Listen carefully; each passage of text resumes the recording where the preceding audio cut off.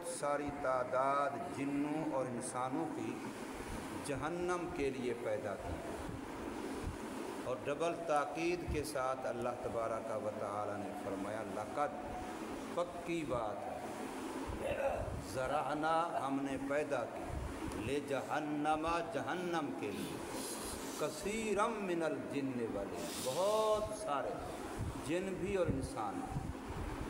مشہور آیت ہے، عام لوگ اکثر سنتے رہتے ہیں کہ اللہ پاک نے انسانوں اور جنوں کو اپنی عبادت کے لیے پیدا کیا۔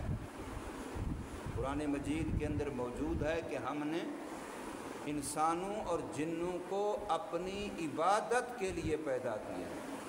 اس آیت میں آ رہا ہے کہ بہت سارے جنوں انسانوں کو جہنم کے لیے پیدا کیا، تو بظاہر ٹکراؤ لگتا ہے، تعارض لگتا ہے، وما خلقت الجن والانس الا لیعبدون، ہم نے جنوں انسانوں کو صرف اپنی عبادت ہی کے لیے پیدا کیا۔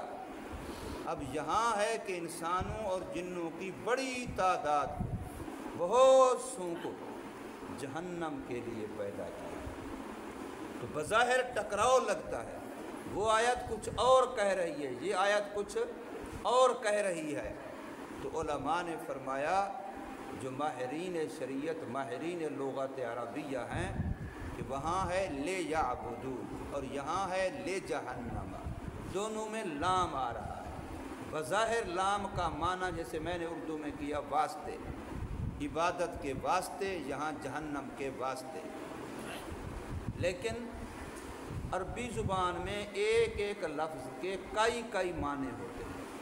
اسی لام کے ہماری لغت کی جو مشہور کتابیں ہیں، صرف نحو گرامر عربی کی، اس میں مشہور بڑے بڑے معنی جو لکھے ہیں وہ 10 لکھے ہیں۔ ان میں سے ایک معنی یہ ہے کہ واللام للعاقبۃ، لام انجام و عاقبت بتلانے کے لیے، اور ایک معنی ہے واللام للغایۃ، لام کسی چیز کا مقصد بتلانے کے لیے۔ تو علماء نے لکھا کہ وہ پہلی آیت وما خلقت الجن والانس الا لیعبدون، یہاں لام غایت کے لیے، کہ انسانوں کی جنوں کی پیدائش کا مقصد تو عبادت ہے، لیکن جو اس آیت میں ہے لے جہنم، اس میں لام عاقبت کا ہے۔ بہت سارے انسان ایسے ہیں جو اپنی بدعمالیوں کی وجہ سے اپنا انجام جہنم بنا لیتے ہیں۔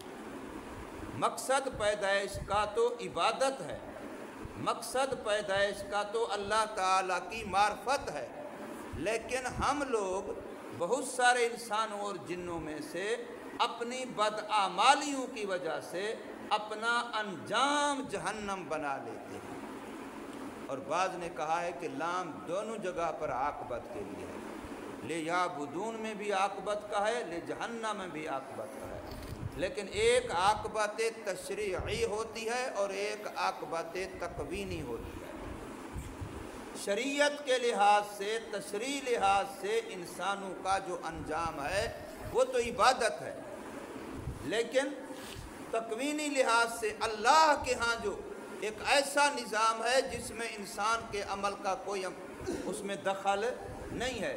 جیسے ہم دیکھتے ہیں جتنا دنیا کا نظام ہے، اللہ نے جتنی چیزیں پیدا کی اور جس نظام کو چلا رہے ہیں، رات ہے، دن ہے، سردی ہے، گرمی ہے، راتوں دنوں کا چھوٹا بڑا ہونا ہے، موت و حیات ہے، اس میں انسانوں کا کوئی عمل دخل نہیں ہے۔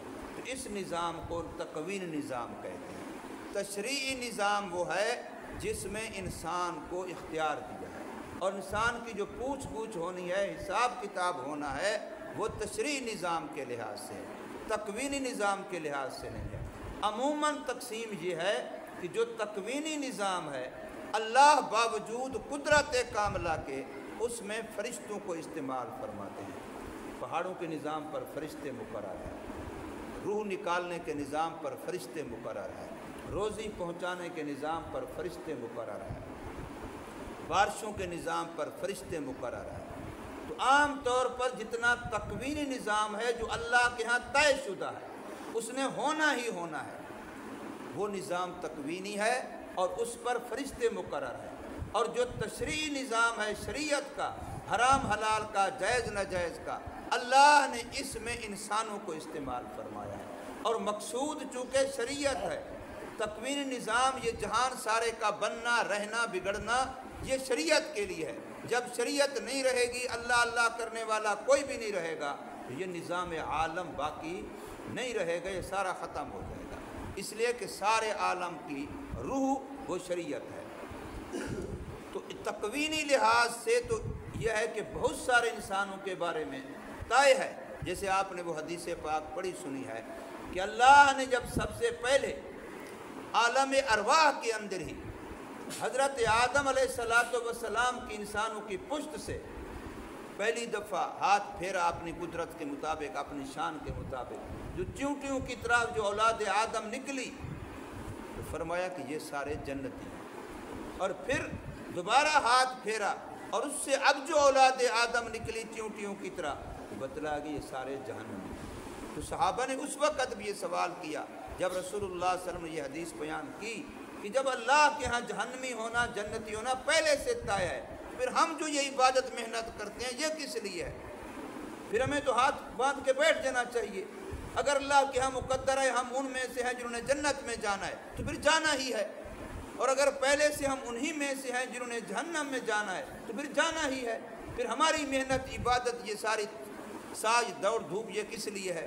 تو آقا نے فرمایا بات یہی ہے کہ اللہ کے ہاں تقدیر مقرر ہے، لیکن مجھے کیا پتہ اپنے بارے میں، آپ کو کیا پتہ اپنے بارے میں۔ ہمارا کام تو یہ ہے کہ ہم خیر کی محنت کرتے رہیں، ہم نیکی کی محنت کرتے رہیں، ہم جنت کی جستجو اور تلاش کرتے رہیں، جہنم سے بچنے کی کوشش کرتے رہیں۔ باقی ہوگا کیا؟ جو میرے اللہ کے ہاں مقدر ہے ہوگا، وہ جو میرے اللہ کے ہاں۔ ہم ایمان کی کوشش کرتے رہیں، کفر سے بچنے کی کوشش کرتے رہیں، لیکن میری موت ایمان پہ آنی ہے یا کفر پہ آنی ہے، یہ مقدر میرے اللہ کی طرف سے ہے، لیکن میرے بس میں جو ہے میں وہ کرتا رہوں۔ تو یہاں فرمایا گیا وَلَقَدْ زَرَعْنَا، اور البتہ تحقیق پکی بات ہے، پیدا کیا ہم نے لے جہنم، ایسے لوگوں کو جن کا انجام جہنم ہے، کثیرا من الجن والانس، بہت سارے جن و انسانوں میں سے ایسے ہیں جن کا انجام جہنم ہے۔ لہم قلوب، اللہ نے ان کو اسباب دیے ہیں خیر کے، لیکن وہ خیر کے اسباب کو خیر میں استعمال نہیں کرتے۔ اللہ نے ان کو دل دیے ہیں تاکہ اس سے اللہ کی معرفت حاصل کریں، لیکن لا یفقہون بہا، وہ ان سے سمجھتے نہیں ہیں۔ وَلَهُمْ أَعْيُنٌ، اللہ نے ان کو آنکھیں دی ہیں تاکہ عبرت کی نگاہ دیکھیں، لیکن لا یبصرون بہا، وہ اس سے دیکھ نہیں سکتے، دیکھتے نہیں ہیں۔ وَلَهُمْ آذان، ان کے لیے کان ہیں تاکہ وہ خیر کی باتیں سنیں، لیکن لا یسمعون بہا، ان سے وہ سنتے نہیں ہیں۔ اب سوال ہے کہ جتنے لوگ، جتنے بھی بڑے سے بڑے کافر ہیں، بڑے سے بڑے بیچارے بگڑے ہوئے ہیں، لیکن دیکھتے تو وہ بھی ہیں، سنتے تو وہ بھی ہیں، آخر کچھ نہ کچھ باتیں سمجھتے تو وہ بھی ہیں، بیکار دل تو ان کے نہیں ہیں، بیکار کان تو ان کے نہیں ہیں، لیکن قرآن انہی کے بارے میں کہیں کہتے ہیں صم بکم عمی، اندھے بہرے گونگے ہیں، اور کہیں قرآن مجید میں کئی جگہوں پر یہ مضمون آئے گا کہ وہ دلوں سے نہیں سمجھتے، کانوں سے نہیں سنتے، آنکھوں سے نہیں دیکھتے، حالانکہ وہ سارے کام کرتے ہیں۔ آگے آئے گا کہیں جمر، ان کے ہاتھ ہیں وہ ہاتھوں سے پکڑتے نہیں ہیں، حالانکہ ہاتھوں سے پکڑتے ہیں۔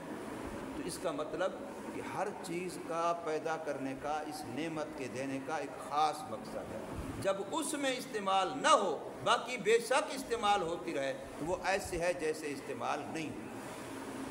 میری زندگی کا بھی ایک مقصد ہے، اگر کانوں، آنکھوں کا، ہاتھوں کا، زبان کا، ان کا ایک مقصد ہے تو کیا زندگی کا مقصد نہیں ہے؟ اللہ نے اولاد دی، اس کا بھی ایک مقصد ہے، اللہ نے مال دیا، اس کا بھی ایک مقصد ہے، اللہ نے کوئی عہدہ دیا، منصب دیا، اس کا بھی ایک مقصد ہے۔ اگر ہاتھوں کو استعمال نہیں کیا جس مقصد کے لیے دیے تھے، زبان کو استعمال نہیں کیا جس مقصد کے لیے دی تھی، تو سمجھو ایسے گویا اس کو زبان ملی ہی نہیں ہے، اس کی زبان گویا ہے ہی نہیں، یہ گونگا ہے، یہ بہرا ہے، یہ اندھا ہے۔ کیوں؟ اس لیے کہ جس مقصد کے لیے یہ نعمتیں ملی تھیں ان میں استعمال نہیں کیا۔ آنکھوں سے ساری کائنات کو دیکھا، لیکن اللہ تعالیٰ کی جو عبرت کی نشانیاں ہیں ان کو نہ دیکھا، گویا یہ اندھا ہے۔ زبان سے سب کچھ بولتا رہا، لیکن حق نہ بولا، سچ نہ بولا، دعوت نہ بولی، دین نہ بولا، تو گویا یہ گونگا ہے، یہ گونگا ہے، کانوں سے سب کچھ سنتا رہا لیکن حق نہ سنا، سمجھو یہ بہرا ہے۔ اب یہ جو ان کو کہا گیا، مقصد یہ کہ اللہ نے جو ہمیں نعمتیں دی ہیں، ہر نعمت کا ایک خاص مقصد ہے، اس مقصد میں استعمال ہے تو وہ نعمت ہے، ورنہ یوں سمجھے وہ نعمت ہمارے پاس ہے ہی نہیں۔